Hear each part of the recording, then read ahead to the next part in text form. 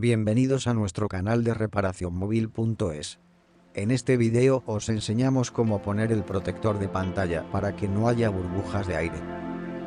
Lo primero y lo más importante es limpiar la pantalla delicadamente.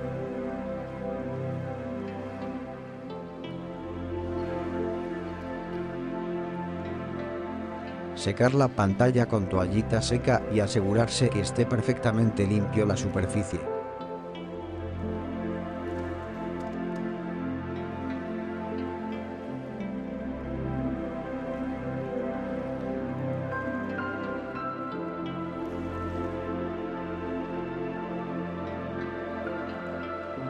Sujetamos el cristal protector por los bordes.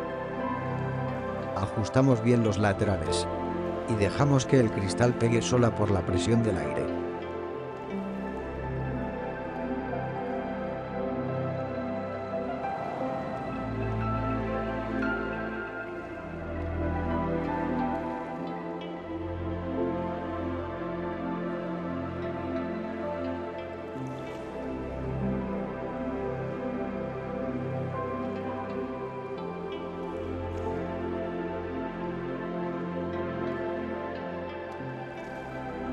Si el cristal no se pega bien o aparece alguna burbuja, podemos empujar suavemente con la yema del dedo, sin forzar y muy lentamente.